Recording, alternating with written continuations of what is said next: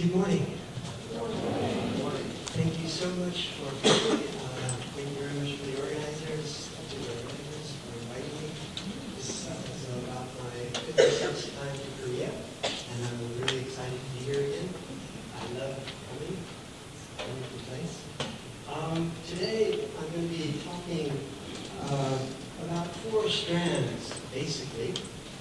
And one of them is anthropological probabilities of the species. Okay? 6 million years ago. It's a short story. And then I'm going to go into mirror neurons just a little bit, and empathetic altruism, and near peer and diversity theory, which I'll explain to you. And finally, if I have time, I'll get into present communities of imagining. Okay? And I'd like to start off, though, with a turtle story, okay, if I may.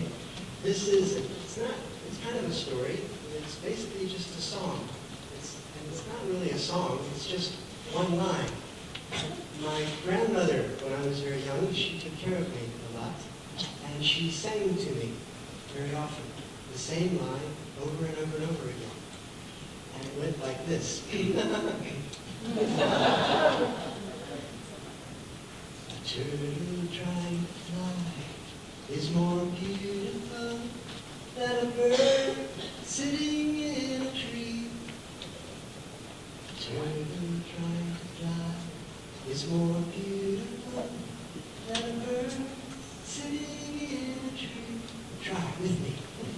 A turtle trying to fly is more beautiful than a bird sitting in a tree. And throughout my childhood, I didn't know for the life of me what that meant. Okay? And so I thought I would ask you, okay, to think about it during this presentation. And just before my grandmother passed away, I got the chance to go home and talk to her. And I asked her this question. And I'll tell you what she said at the end of the presentation, okay? But you can think about this yourself. I'm also going to be asking you to put on your anthropological hats, okay? And imagine things with me.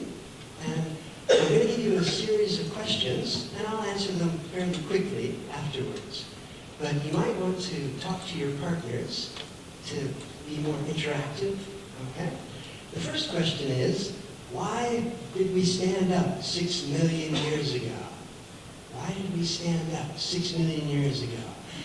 Venture an answer. Turn to somebody beside you and ask them, why did we stand up 6 million years ago? Go ahead. Ask your partners.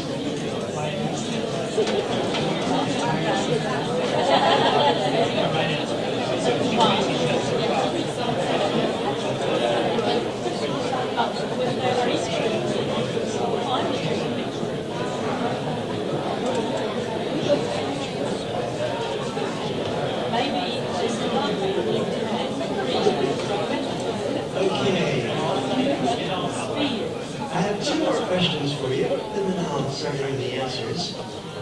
The other question number 2 is a little bit later on, after the 6 million years. Why did women start birthing earlier? They went from 13 months gestation to 9 months. Why did that happen? Ask your partner.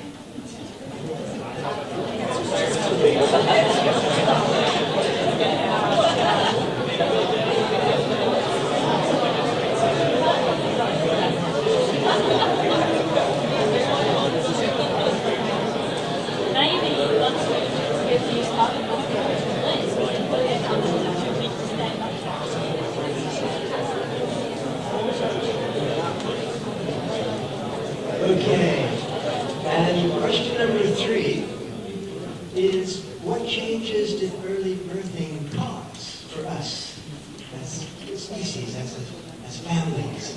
Okay, what did that cause? Early birthing. More dependence.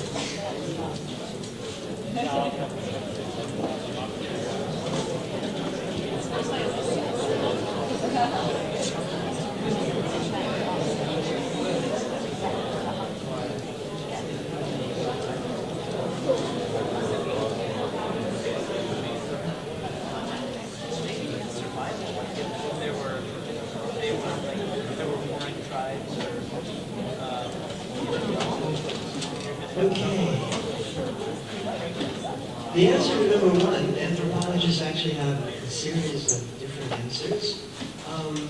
Some actually propose that we stood up to reach for more food. But actually, that's kind of strange because we were already climbing in the trees and getting food anyways. We didn't have to stand up. Another hypothesis was that we were in the savannah, and it's actually less heat upon us if we're standing up than if we're on all fours. Okay? But we couldn't imagine us thinking of that and knowing that. Okay? Another hypothesis was that it enabled us to run faster, but actually that's not true at all. Quadrupeds run much faster than bipeds. Okay? So basically, what most anthropologists say, it's because we were curious, because we wanted to see farther, we wanted to smell farther. You kind of see this sometimes with your pets, with your cats and dogs perhaps. When they come to the dinner table, they kind of put their paws up, and smell and see a little bit farther. Okay? But with this seeing farther, we also capitalized on our agency. We had more control over our environment. We could see things coming a lot sooner. Okay? And we started getting even more curious. We stood up because we were curious, but being able to see so many different things made us even more curious and more ambitious. Why did women start having babies earlier? These are my students' questions. We have answers.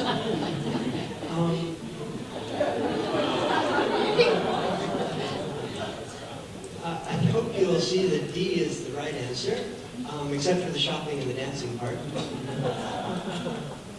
Okay, because they stood up, it actually, and started walking, it changed the structure of our hips. Okay? And it made the birth canal much narrower, and it provoked earlier birthings. Now, here's the big question. Okay? What were the consequences of earlier birthing? More dependence on the mother. Yes, good. This is a picture of a young man who's got an epic win when he's playing a game on the computers, by the way. And basically, babies were born and still are born prematurely. Okay? And this meant that caretakers, just as our gentleman said today, just now, had a longer and harder job and had to spend more time with the babies, much more caretaking. John Schumann, he's at UCLA, and he has a wonderful book on the interactional instincts. And he told me that he had a pediatrician friend who says that the first 3 months of a baby's life is the fourth trimester. And pediatricians laugh their heads off when they say that. Okay, it's a pediatrician joke. You only have 3 trimesters, supposedly. But the first 3 months of their life is actually the fourth trimester. They should have still been in the womb. And so these babies are really born prematurely.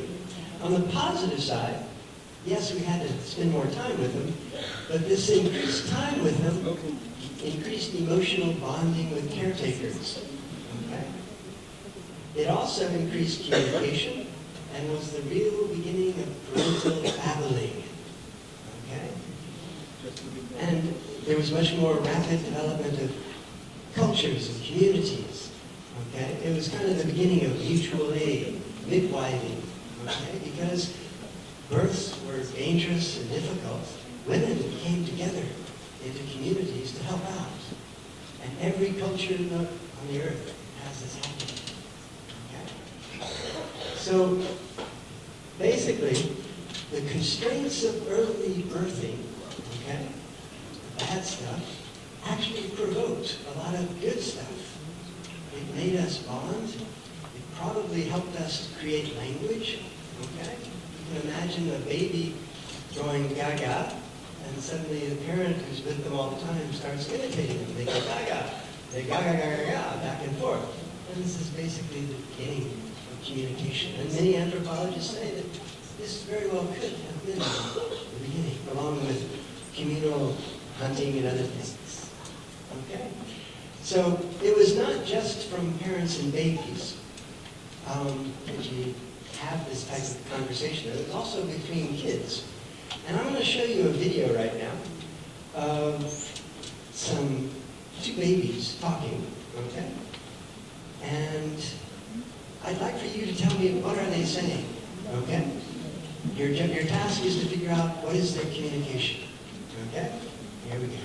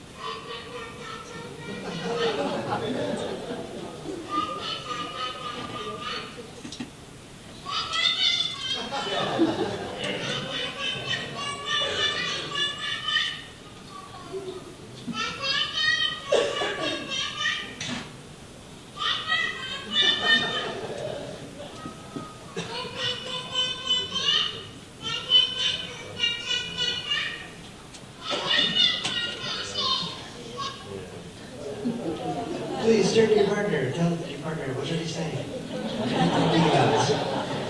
You're a linguist. You can do it.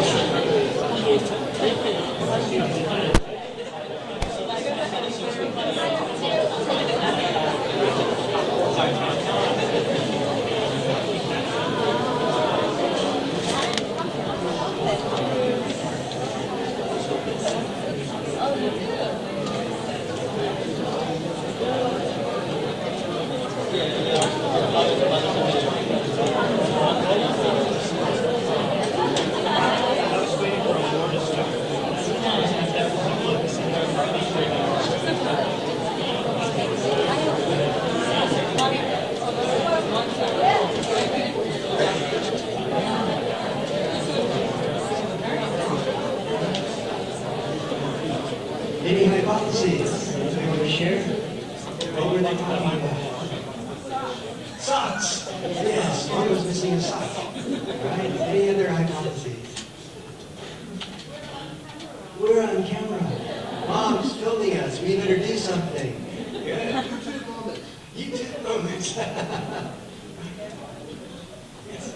I think more than communication, it's practice. Practice? They're learning to vocalize emotions. This is new to them, and it's they're exercising their newfound exercises. Right. Great hypothesis, and I would agree with you. Yes. Actually, that question of what does it mean kind of misses the point. It's what we call a proto-conversation. Would have been a mother or a parent would have with, or a caretaker with an infant. You don't really, it's a bonding conversation. It's a playful thing. We're just playing, okay? And let's just pretend, okay? And we don't know what we're doing. Like the bird singing. Like a bird singing, perhaps. Yes. Could you help me for a moment? Yeah, come on up here. We're going to have a proto-conversation, okay? Okay, you know how to count from 1 to 50? Yeah, okay, good. So, we're just going to, and you can do this with your students, by the way. They really do enjoy it. I'll start, and I'll say 1, 2, 3. Wherever I stop, you continue. 4, 5, 6. Wherever you stop, then I continue. We go back and forth, and we have a conversation just using numbers. Okay? But here's the trick. We start off good friends. Between 20 and 30, we have an argument. Okay? And by the time we get to 50, 50 though, we're good friends again. And so just 20 to 30 arguments, and we make up and we're good friends by the time we get to 50. Okay? Yeah. So 1, 2, 3. 4, 5, 6. 7, 8. 9, 10. 11, 12. 13, 14, 15, 16. 17 and 18. 20. Go on. 22, 23, 24. 25, 26, 27. 48. 49. 32, 33, and 34. 39, 40. 42, 43. 44, 45, 46. 47. 48. 49. 50.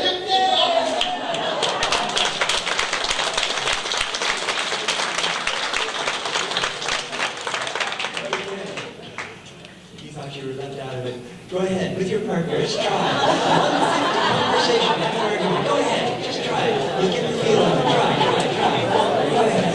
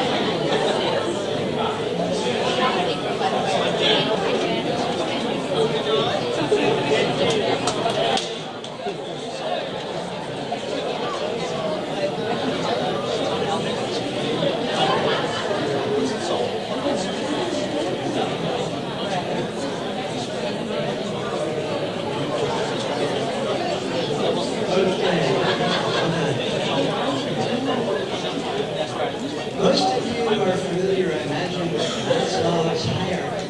Okay, it's a very famous diagram where basically Maslow hypothesized that we need these things first in order to get to the things above and things above and things above. So physiologically, we have to be well off before we get concerned with safety and love and belonging and self-esteem, self-actualization. Daniel Pink, I'm trying to correlate this with his research, okay, on motivation. And basically, 6 million years ago, we were basically concerned with survival, getting enough food, being safety, having safety.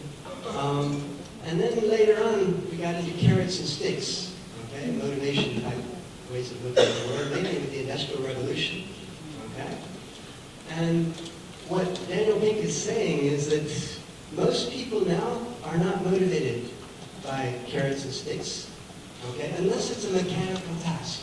If it's a mechanical task, yes, give me more money, and then I'll do it. But if it's, I'm much more motivated by something that's meaningful, that has a purpose, that I choose to do. What he calls autonomy, mastery, and purpose, okay? But these are the things that are going to really motivate me, all right? Now, if I switch this over to Clay Shirky, he has a wonderful book called Cognitive Surplus. And the main hypothesis there in that book talks about, yes, nowadays we sleep 8 hours, maybe, hopefully. I wish I could sleep that much. We work 8 hours, and we have 8 hours free. And this 8 hours free is what he calls cognitive surplus. And this is kind of new for our species. We used to have to work much longer to live, okay? And what are people doing with this cognitive surplus? Well, a lot of people are actually turning toward more altruism. They're working on Wikipedia, they're volunteering, they're doing lots of different wonderful things that can help the rest of the world, okay? But this is a little bit misleading, too. Not everybody, of course, is going to use their 8 hours for that. Not everybody has those 8 hours. Actually, probably a third of the world doesn't have their feet on the ground. Okay? People who are in poverty are still scrambling. Okay? And I highly recommend looking at Hans Rosling's TED.coms. He has a wonderful presentation where he shows that actually in population growth, if the wealthier nations do not help the poor nations, that the poor nations are going to have so many children, it's going to overload the world, and it's going to really be a bad situation. Okay? And somehow we need to get more people in poverty into middle-class ways of living so that they have some sort of cognitive surplus so they can benefit the rest of the world too.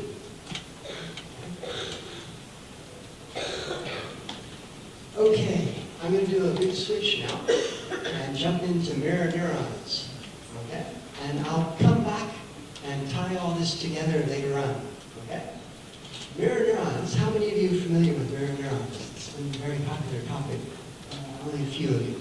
So let me give you a quick explanation. In your frontal cortex, you have something called motor neurons that they normally look at. But these motor neurons, they found out that they were actually mirror neurons. There was a typical story they tell of the monkey with these electrodes on their brain, okay, who was opening a peanut, and there was a certain pattern on the computer, okay, with the scientist. And suddenly a hungry researcher comes in to the experimental area and grabs a peanut and starts opening it. And the monkey stops opening his peanut and just looks. And the same pattern is on the computer. And they discovered, the monkey doesn't have to be doing it. Just watching somebody else doing it makes the same pattern on the computer. And they discovered, this was about 20 years ago in Italy, mirror neurons. And basically, they are neurons that are simulation neurons. They allow you to simulate whatever you're seeing. Okay? And this is why we like watching sports. Okay? We're actually doing it in our heads.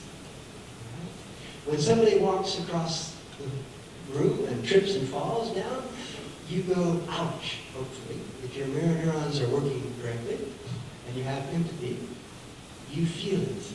Okay? And this is how we understand the world.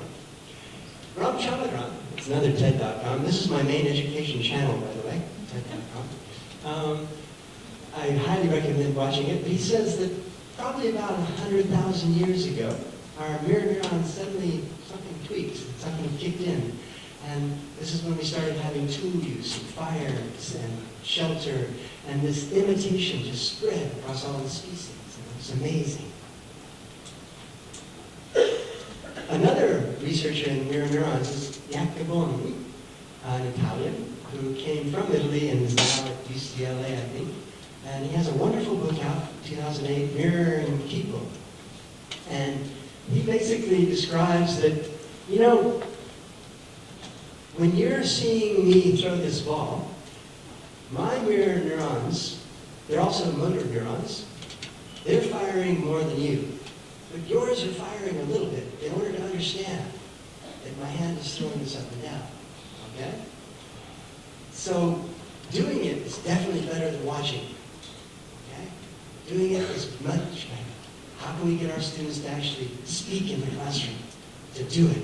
Not just listen, not just watch, not just read, but use it, formulate it, construct it.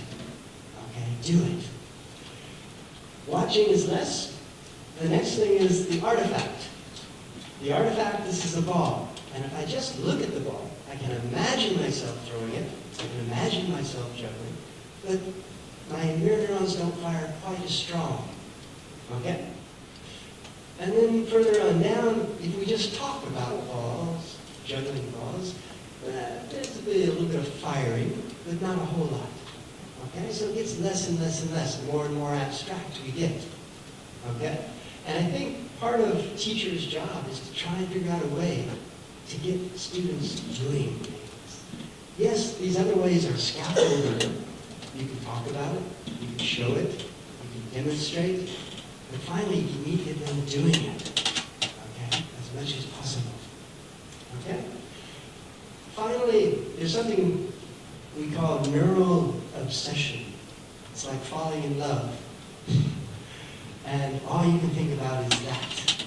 When I was a 20-year-old, tennis player on the tennis team in college, and all I could think about was tennis. When I was in every class, I was seeing tennis balls flying around. Every time I went outside, I saw a space. I said, yeah, a tennis court would fit there. Okay. I was obsessed with tennis. And it helps me to play and to learn better. Okay? So, thinking about our students, how can we help them to get obsessed about learning? Okay, exactly. Because it happens so much easier. Learning happens so much easier when you get passionate about it, when you really love it. Okay? And I'm sure all of you have had experiences like this. Yeah? So, at the bottom here, basically what they're saying is,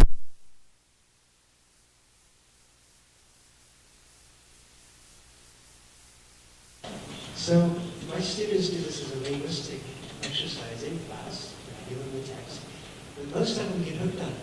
And they tell me in their action logs that they go home and they watch it 4 or 5 times, and I'm repeating it, and suddenly they want to do something more. Learning English is not enough for them. And they find that all I have to do is buy a uniform for a girl in a third world country, and it changes the world. Wow. And they feel energized. And there's a reason for being here, a reason for life. Okay? And they need to help people. And it's very, very positive. I teach a class, actually, at Carnegie University called Change the World. And changing the world one playful smile at a time. And in that class, we use this, but I use it in all my classes. And even the low-level students really get hooked on it. Love it. Okay? It's amazing. So please use it. Yes. Okay.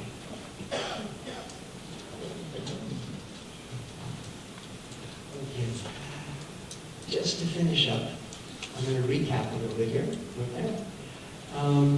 Curiosity. I think we need to stimulate that much more in our students and our classes. Increasing agency. Do they have autonomy according to Inc? Okay. Inviting more agency and mutual aid. Okay. And altruistic agency. How can they change the world? How can they have a voice? What can they do? Okay. And we've seen all this how it happens institutionally. Okay. And the girl effect. Extremely powerful. Okay. The final thing I'm going to talk to you about is Rifkin in the empathetic civilization. And this thing has impressed me a lot and my students. He says that the entire reach of the biosphere is less than 40 miles from ocean floor to outer space. And within this narrow band, living creatures in the Earth's geochemical processes interact to sustain each other. For me, I go, whoa, 40 miles? That's what some people commute to work, 40 miles. It's a thin icing on the cake. And we've already got holes in it. Okay?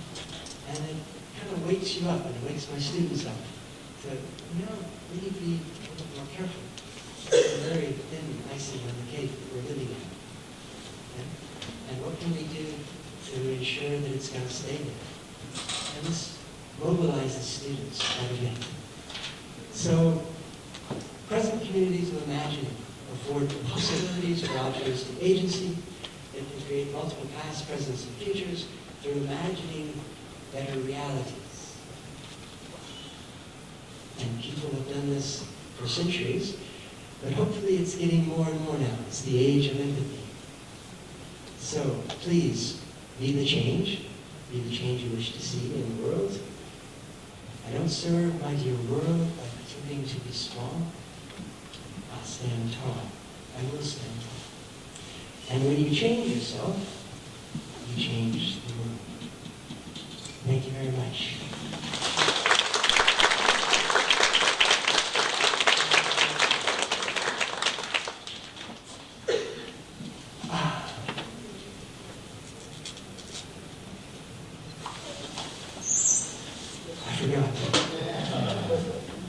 Where'd it go?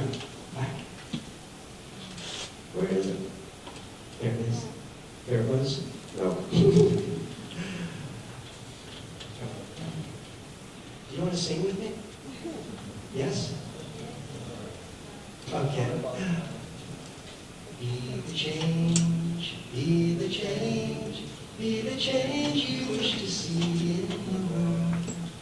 I don't serve my dear world by pretending to be small.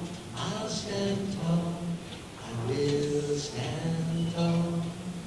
When you change yourself, change the world.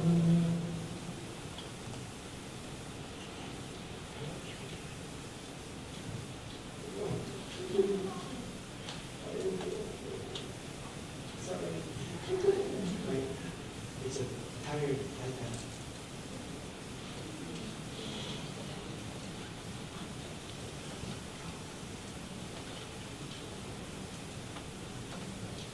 Oh, well.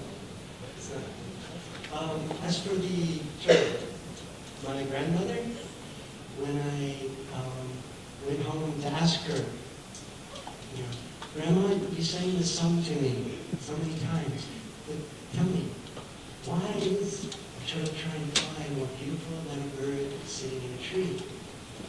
And she said to me, relax, have a good life, and you'll figure it out. Thank you very much.